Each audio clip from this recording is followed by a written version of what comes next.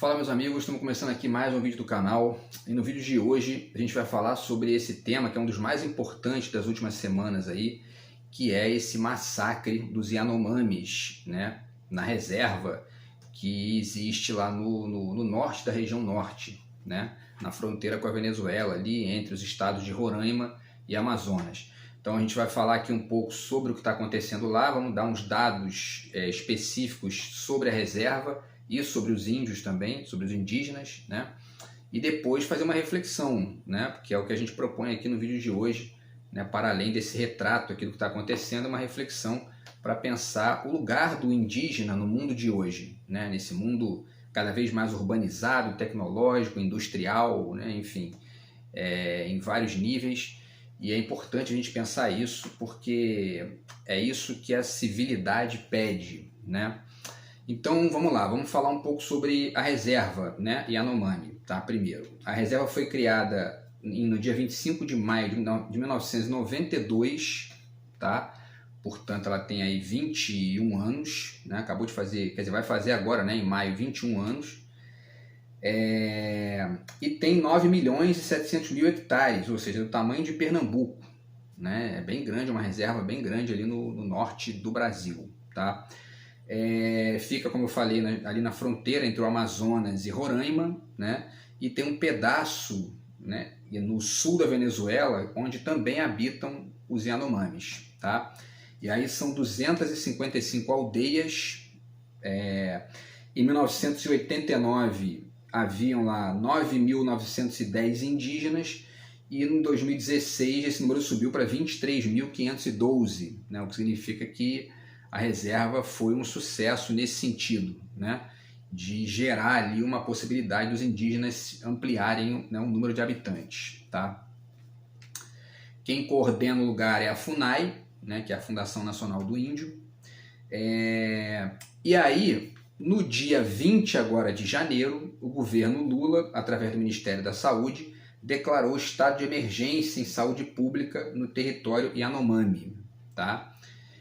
Por quê? Porque foram descobertos lá, né, vários casos de desnutrição, doenças contagiosas, enfim, e outros problemas ligados ao minério. Vamos falar um pouco disso aqui também, tá, no vídeo de hoje. Vamos falar aqui quais são esses problemas, né, vamos dar uma destrinchada nisso, para depois ir refletindo aos pouquinhos cada um deles. Tá? E a palavra Yanomami significa seres humanos, tá, na língua dos Yanomamis, né? Então, segundo a matéria da BBC, a Polícia Federal abriu inquérito para saber se houve crime de genocídio, tá? Nesse caso dos indígenas lá. E a articulação dos povos indígenas denunciou o Bolsonaro no Tribunal Penal Internacional, né? Geralmente, essas denúncias acabam não dando em nada, né? Infelizmente, né? A não ser quando acontece alguma coisa com um povo que tenha mais poder, né? Essa é a realidade, como foi o caso dos judeus, na verdade, né? No caso dos indígenas, é bem provável que ele não ganhe nenhum tipo de condenação no Tribunal Penal Internacional que acabe gerando algum tipo de problema de fato para ele, infelizmente, né? Enfim, e aí os problemas, né, que a gente encontra lá, segundo essa matéria, vou deixar o link para vocês aqui da matéria da BBC sobre isso, tá? Os problemas têm a ver com a mineração ilegal, tá? Segundo a BBC, o garimpo aumentou 3.350% nos últimos 5 anos, quer dizer, um aumento bizarro, e graças efetivamente à chegada da direita no poder, né? Tanto com o Temer quanto com o Bolsonaro, né?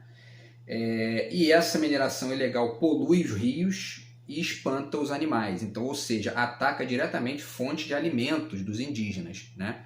Então polui os rios né, onde eles pescam para poder se alimentar, e espantam também os animais, porque fica uma movimentação muito grande ali, né, um maquinário barulhento, isso vai espantando os animais, isso prejudica também a alimentação dos indígenas, né? E afasta também os médicos e enfermeiros, né? O que acaba gerando o aumento, né, das doenças contagiosas nos indígenas, né, que acabam ficando sem esse tratamento. Tá? O sanitarista André Siqueira, que foi entrevistado pela BBC, afirma o seguinte, abre aspas, com certeza, de longe, foi a pior situação em termos de saúde e em questões humanitárias que eu já vi, né? O nível da desnutrição é extremo e foi acometendo famílias inteiras e comunidades inteiras. Quer dizer, então um depoimento aqui do sanitarista que foi até lá visitar, o André Siqueira, entrevistado pela BBC, tá? E aí a matéria da BBC também pondera o que significa genocídio, né, para saber se essa acusação contra o Bolsonaro cabe ou não cabe. E segundo o Tribunal Penal Internacional, genocídio é caracterizado pela intenção específica de destruir no todo ou em parte, isso é importante, né? Porque não é só quando você destrói o povo inteiro, né? Porque no caso dos judeus, por exemplo, né? Apesar de terem morrido milhões, não foram todos os judeus que foram mortos, mas o objetivo era esse, né? E aí, enfim, destruir no todo ou em parte um grupo nacional, étnico, racial ou religioso, matando seus membros por outros meios, causando lesões corporais ou mentais graves aos membros do grupo, impor deliberadamente ao grupo condições de vida calculadas para provocar sua destruição física total ou parcial, a imposição de medidas destinadas a prevenir nascimentos dentro do grupo ou a transferência forçada de crianças de um grupo para outro. Quer dizer, esse trecho aqui, né, que ele fala que impor deliberadamente ao grupo condições de vida calculadas para provocar sua destruição física total ou parcial, isso, no meu ponto de vista, se enquadra no que foi feito pelo governo Bolsonaro, né? Quer dizer, impor condições. Quais são essas condições, né? A liberação geral do garimpo, né? Não, está liberado, não vão, e o Bolsonaro tem, né, vídeos dele dizendo: não vou demarcar nenhuma terra indígena, né, esse indígena não serve para nada, não sei o que, então, enfim, é uma postura dele de ataque sistemático aos indígenas, e isso acabou gerando, de fato, estímulo para esses garimpeiros criminosos, né, destruírem ali a reserva, né? E aí, então, a BBC finaliza essa matéria ponderando quais são os focos jurídicos possíveis para atacar o Bolsonaro no sentido de fazer ele pagar, né, pelo que ele fez. Então, o estímulo ao garimpo, que está gravado em vários vídeos dele, né, tem vários vídeos do Bolsonaro estimulando o garimpo, defendendo ali, né, enfim, a extração dos minérios e tudo mais, e, enfim, que se dane os indígenas. Existem denúncias de desvio de medicamentos, como os vermífugos, por exemplo, e a repórter Sônia Bride parece que, né, testemunhou ali crianças vomitando vermes ali, né, cuspindo vermes pela boca, tal nível de desnutrição e, enfim, e de descaso sanitário do governo Bolsonaro, né? O terceiro ponto é a interrupção do fornecimento de alimentos, também existe essa denúncia contra o Bolsonaro, tá? E o quarto são alertas ignorados, quer dizer, segundo consta algumas instituições citadas no vídeo aqui da BBC, 21 alertas foram enviados ao governo federal na época do Bolsonaro, e ele não deu bola para nenhum deles, né? Tudo isso acabou gerando, né, a atmosfera perfeita ali, né, para essa crise humanitária que está rolando lá com os Yanomamis, né? Então, enfim, é bizarro, né? Tudo isso é muito bizarro. E aí a gente chega nessa questão, né? A gente tem pensado muito aqui nos vídeos do canal sobre aquilo que move, né, o bolsonarismo, aquilo que move o pensamento, ou melhor, pensamento não, a falta de pensamento, né, bolsonarista, e essa ideologia bolsonarista que está aí, enfim, crescendo no Brasil nos últimos anos, né? E como que isso se configura em relação aos indígenas, né? O que move a cabeça? Porque a gente já entendeu aqui, a partir de uma série de vídeos que a gente tem feito aqui a esse respeito, que existem pelo menos duas características mais amplas ali, ou talvez, né, mais gritantes, para usar uma palavra melhor, no bolsonarismo, né? São conservadores num nível radical, né, ainda que também, em certa medida, um conservadorismo meio cínico e tal, mas é uma postura conservadora, e são neoliberais, né? São fascistas, né? Enfim, são totalmente contra a esquerda, têm uma postura violenta, não debatem política, eles são violentos, né? Então, quer dizer, são fascistas protofascistas tupiniquins, né? Eles não jogam um debate de ideias, eles jogam, né, é uma lógica de confronto, enfim. E aí, que tipo de conexão essas duas características constroem com os indígenas, né? Um conservador, tipo Damás, por exemplo, né, olha para os indígenas e percebe alguém que tem que ser catequizado, né? Então esse é um povo, né, que sem Deus, é um povo sem, né, uma estrutura, né, religiosa e tal, a gente tem que chegar ali e catequizar. E isso tem, né, e tem um histórico aí de que isso foi muito feito aí também pelo governo Bolsonaro. Os indígenas, inclusive, reclamam disso, tem reportagens deles reclamando disso. E no caso do neoliberalismo, nesse neoliberalismo protofascista, né, do bolsonarismo, eles olham os indígenas como inúteis, né, como pessoas que não produzem, não geram uma riqueza financeira, econômica para o país. Logo, eles não prestam para nada, né? Então essas duas características têm que ser pensadas como, né, os elementos que empurram, né, o bolsonarismo a ter essa atitude de negligência radical com os indígenas. Eles são conservadores, portanto eles olham para os indígenas como figuras a serem catequizadas, né? E ao mesmo tempo são neoliberais protofascistas e olham para os indígenas como figuras inúteis que não prestam para nada, porque não trabalham, porque não produzem, e etc, etc. Não produzem, né, evidentemente, riquezas financeiras e econômicas, né, porque a ideia de produção é muito mais ampla. Enfim, então isso leva a gente a tentar entender uma certa ideia que é importante, né, que é a ideia de aculturação, né? Isso é muito discutido em filosofia, muito discutido no debate público de maneira geral, que é essa movimentação que ocorre quando um povo começa a destruir aos pouquinhos a cultura de um outro povo para inocular, vamos dizer assim, né, as suas características específicas, né?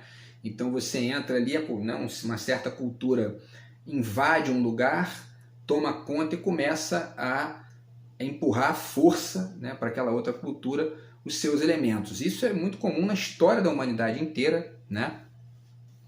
E não foi diferente com os indígenas quando os portugueses chegaram aqui, né? Evidentemente que conforme a gente vai civilizando cada vez mais o debate, a gente vai também chegando na necessidade de pensar isso do ponto de vista da tolerância, né? Até que ponto esse processo de aculturação ele tem que ser forçado, ele tem que ser, né, empurrado goela abaixo daquele povo ali que muitas vezes não tem tanto interesse em se mesclar com outras características, né? E, enfim, o fato é que desde o descobrimento, desde o achamento do Brasil, né, como diz lá a Carta do Pero Vaz de Caminha, que os indígenas foram sendo aculturados, ou foi acontecendo esse processo, essa tentativa, né, de aculturação. E aí o Darcy Ribeiro tem uma perspectiva um pouquinho diferente. Tá? Nesse livro aqui, que é do Mércio Pereira Gomes, tá? Que tem algumas reflexões sobre o Darcy Ribeiro, tá? Nesse livro aqui, bem legal, reflexões sobre os indígenas, antropologia, educação, literatura. E na página 72, o Mércio diz o seguinte, né? Ele comenta aqui o livro Os Índios e a Civilização, do Darcy, que é um conjunto de artigos publicados ainda na década de 50, quer dizer, ele estava ali naquele processo de batalha para conquistar tudo isso que depois foi se configurar nas reservas e na legislação, uma série de coisas que a gente hoje já tem, né? O Darcy é um nome fundamental dessa briga, né? E aí ele comenta o seguinte, que o livro ele soa como uma espécie de acusação lamentosa contra a ação predadora da nação brasileira sobre os povos indígenas que nela habitam. Porém, aí vem a questão importante, inesperadamente surge nele, no livro do Darcy, né, o conceito de transfiguração étnica, pelo qual os povos que são influenciados por culturas mais potentes podem se adaptar e se transmutar sem perder suas identidades básicas, né? Então, ao contrário desse processo de aculturação, que esse A é um prefixo de negação, né? Quer dizer, como se fosse realmente uma eliminação da cultura, que é o lado, digamos assim, o lado bárbaro da civilização, vamos dizer, né? O Darcy sugere que com os indígenas acontece muitas vezes, e isso também é uma proposta ética aqui, um processo de transfiguração étnica, né? Então vou repetir, pelo qual os povos que são influenciados por culturas mais potentes podem se adaptar e se transmutar sem perder suas identidades básicas. Quer dizer, então isso fica uma coisa mais mesclada, né? E o Darcy Ribeiro é uma referência para a gente pensar isso, muito melhor do que o bolsonarismo, muito melhor, né? Porque essa postura é uma postura de diálogo com os indígenas, mas ao mesmo tempo de respeito às escolhas dos indígenas, às suas características, né? Ao seu modo de vida, à sua cultura, enfim, e tudo mais, né? E aí a gente vai ponderando essas questões. O fato é que é preciso pensar isso porque a cultura brasileira foi pensando isso durante os séculos, né? Então a gente teve, né, o Brasil colônia, teve o Império, enfim, né, a independência, depois a República, e no meio desse processo do século XIX começou a se discutir de fato uma ideia de Brasil, né, especialmente depois do processo de independência em 1822. E aí, em meados do século XIX, acontece no Brasil o início do romantismo, né, que era um romantismo indianista, diferente do romantismo alemão, do romantismo europeu. Aqui a gente teve um romantismo mais indianista, né, que era o quê? A defesa dos indígenas como um contraponto ao poderio do Império Português, né? No lado oposto você tinha os grupos positivistas, né, enfim, e os grupos mais fortes que mantinham ali a defesa de Portugal como referência, do homem branco como referência, inclusive, né, propostas eugenistas, a gente já debateu isso aqui também, e tudo isso foi se encaminhando no século XIX. O fato é que essa proposta indianista do romantismo, né, Gonçalves Dias, Zé de Alencar e tal, era uma proposta algo ingênua, né, porque ela não se configurava de fato num elemento mais político ali, e ao mesmo tempo ela negava também Portugal. Então, quer dizer, havia toda uma lógica ali de corte, né, que é anticivilizatória, né, responder um certo pensamento monolítico com outro, né. E aí a gente foi tentando fazer sínteses disso, né, e chegamos ao início do século XX, né, com o modernismo. O que o modernismo faz? Né? Então aí o modernismo faz um negócio, além das várias propostas interessantes ali de apropriação das lógicas europeias, das vanguardas, a gente teve aqui também uma movimentação em direção a um primitivismo, né, que era um movimento de reolhar, né, reexaminar as nossas próprias origens. E aí, inevitavelmente, você chega nos indígenas, isso é muito debatido. Inclusive, a metáfora da antropofagia do Oswald de Andrade tem tudo a ver com os indígenas, né? E aí já deixo para vocês algumas dicas, tá, de livros desse período, né, do modernismo brasileiro que pensa esse primitivismo. O Oswald Canibal, do Benedito Nunes, tá? A Palavra Modernista, do Pedro Duarte, que fala sobre os manifestos, né? Também fala sobre o primitivismo aqui, tá? O Grande Romance Macunaíma, do Mário de Andrade, né? Tá aqui o Macunaíma, certo? E, evidentemente, os manifestos do Oswald, né? Tá aqui nesse livrão aqui, que é uma compilação dos manifestos e de vários textos sobre o Oswald. Então, tudo isso foi pensado, e essa postura do primitivismo, conectada com um estudo mais amplo das influências europeias, já é um avanço em relação àquela coisa muito dicotômica do século XIX, de não, ou os indígenas ou os portugueses, né? No modernismo a gente já estava pensando um pouco melhor essa questão, né? E aí a gente vai chegando, né, no século XX, isso vai se encaminhando para o século XX. O fato é que essas propostas artísticas, literárias, né, culturais e tal, elas também vão ganhando espaço no âmbito político, inclusive nas políticas de Estado, né? E os indígenas foram cada vez mais ganhando enfim, espaço nessas discussões, e a política começou a entrar nesse jogo para poder pensar o lugar do índio, para poder pensar ali medidas estatais que pudessem proteger os indígenas, né, e ao mesmo tempo manter aceso esse debate aí sobre a importância do indígena na cultura brasileira, tá? Inclusive vale citar a grande música do Caetano Veloso, né, Um Índio, né, que ele fala, né, daquela figura que é o índio do futuro, né, que ia chegar e ia surpreender a todos. E esse indígena do futuro é um pouco esse homem nacional cosmopolita que pensa o seu país tanto a partir de uma perspectiva local quanto uma perspectiva, né, global. Então, sem perder de vista nenhum dos dois. E esse homem, essa figura nacional cosmopolita, não é o Bolsonaro. Está longe de ser, né? O Bolsonaro não é nem nacionalista, nem cosmopolita. Ele é conservador, neoliberal, tosco, né, e violento. Então, graças a isso, a ser desse jeito, que ele gerou todo esse problema lá com os indígenas, né?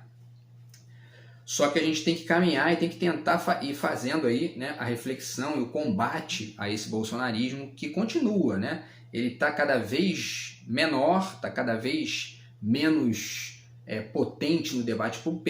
Inclusive ontem saiu a eleição do Senado, né, que o Rodrigo Pacheco venceu a eleição do Senado. Isso foi mais uma derrota do bolsonarismo, e eles foram para lá com camisas escrito fora ladrão, né? Enfim, o Lula já está, o STF já liberou o Lula para processar as pessoas que chamam ele de ladrão. Então eu acho que ele tinha que processar eles todos ali que estavam ali, entendeu? Para deixar de mentir, de ficar atacando os outros dessa maneira. Então, enfim, essas figuras, né, elas representam o atraso do Brasil. Por isso que os indígenas estão passando pelo que estão passando lá, né? Enfim, um processo de desnutrição radical enfim, morrendo, né? Muitas crianças morrendo também. Um processo aí que o André Siqueira, o sanitarista, disse que nunca tinha visto aquilo na vida dele, né? Então, enfim, e aí a gente finaliza aqui o vídeo fazendo sugestões aqui de uma literatura que ajude a pensar essa ideia do indígena para além dessa posição dicotômica, que é uma posição do século XIX, que a gente vê muito hoje em dia ainda, né? Muita gente que pensa assim, né? Não, porque indígena não produz, essa gente não trabalha, tem que botar eles para trabalhar, porque não fazem nada para ninguém, né? Como se trabalhar fosse, né, uma referência, né, enfim, isso é a cultura urbana, isso é a cultura, uma parte da cultura ocidental funciona dessa maneira, mas existem certos povos que não estão muito interessados nisso, né? E eles ficam ali vivendo, né, nas florestas e tal, e, enfim, e uma mentalidade civilizada tem que achar espaço para isso também, né? A gente tem que achar espaço para esses povos, para essas culturas que estão ali mais interessados em sustentar as suas formas antigas, né? E também abrir espaço para aqueles indígenas que querem, né, sair dali, querem evoluir de alguma maneira, evoluir no sentido, né, não de melhorar, mas no sentido de caminhar, né? Querem caminhar para outros ambientes, né? É o caso, por exemplo, dos indígenas que viram políticos, né, de Estado, né? O caso da Sônia Guajajara, que é a primeira ministra dos povos originários agora, que foi uma grande medida do Lula, né, criar esse ministério para poder colocar, enfim, né, esse tema em evidência e criar ali políticas de Estado que ajudem a ampliar os direitos dos indígenas e a proteção também deles, né? Então vamos aos livros aqui para poder deixar algumas dicas bacanas para ampliar, né, para sair desse bolsonarismo atrasado, quer dizer, dessas duas posições, né, da dicotomia século XIX, ou indígena ou português. Não, vamos abandonar isso, né? E também abandonar essa postura bolsonarista, que é de ataque sistemático aos indígenas por eles, né, enfim, por eles não serem cristãos e por não produzirem do ponto de vista do capitalismo, né? Então vamos lá, tem esse livrinho muito bacana aqui da Heloísa Maria Murgel Starling, Uma Pátria para Todos, no qual ela faz uma análise de algumas músicas do Chico Buarque e pensa essa questão das origens do Brasil e tal. Livro muito legal, tá? Livro de bolso, rapidinho, dá para ler. O Elogio ao Ócio, livro do Bertrand Russell, né, filósofo. Então vale muito a pena também para poder deixar essa dica aí para vocês, tá? E alguns livros aqui que falam sobre etnias, né? Não necessariamente só os indígenas, tá? Mas também os negros e, enfim, e os portugueses, para a gente poder criar uma lógica de fato aqui mais múltipla que acolha, né, todo mundo, né? Menos os radicais, extremistas, conservadores e burros, né? Vamos lá. O Castro Alves, evidentemente, Os Escravos, né? Que pensa essa questão aí também, através da poesia. Esse livraço aqui, E se Obama fosse africano, né? Do Mia Couto. A gente poderia pensar aqui num trabalho, né? E se, sei lá, né? E se o Lula fosse indígena, né? Ou sei lá, né? Alguma coisa do tipo assim, né? Para a gente poder pensar também essa questão. E o Mia Couto, os textos de Mia Couto falam muito sobre essa coisa da pluralidade das culturas. E ele, de certa forma, ele é uma pessoa que ele defende ali, até um certo nível, uma transfiguração étnica, né? Mas, ao mesmo tempo, ele entende ali as culturas locais, ele tem um olhar muito generoso com essas culturas locais, e isso é uma postura muito diferente, radicalmente diferente dessa postura da aculturação, né? De novo, O Avesso da Pele, do Jefferson Tenório, né? Porque essa ideia do avesso da pele também serve para os indígenas, não é só para os negros, né? Serve também para os indígenas e sua pele vermelha, né? Tão atacada aí pelo bolsonarismo. De novo, Mia Couto, Cada Homem é uma Raça, né? Essa ideia de cada homem é uma raça é muito interessante para pensar, né? Esse é um livro de contos, né? Mas é muito interessante para pensar também a questão dos indígenas, tá? Esse livro do Agamben, que eu já citei aqui também, Meio Sem Fim, Notas sobre a Política. Tem um texto aqui muito legal que ele fala sobre os povos, que todos os povos são ciganos, né? E a gente tem que pensar também se é isso mesmo, ou se os povos são ciganos e ao mesmo tempo gregários, né? Enfim, tem essa ambivalência aí que tem que ser pensada também nesse debate, né? Inclusive para gerar um respeito maior aos indígenas. E finalizo com o mestre Manuel de Barros, tá? Esse livro de poemas dele, Menino do Mato, e eu cito apenas o título aqui. O livro é fantástico, né? Vale a dica do livro inteiro, e eu cito esse aqui porque Menino do Mato é justamente o indígena, né? O indígena é o menino do mato. Então eu lembrei dos indígenas vendo esse título aqui do livro do Manuel de Barros.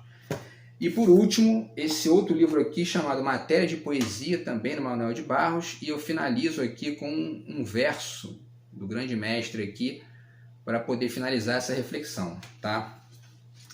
Esse verso está na página 18 e ele diz o seguinte, olha só: tudo aquilo que nos leva a coisa nenhuma e que você não pode vender no mercado, como por exemplo o coração verde dos pássaros, serve para a poesia.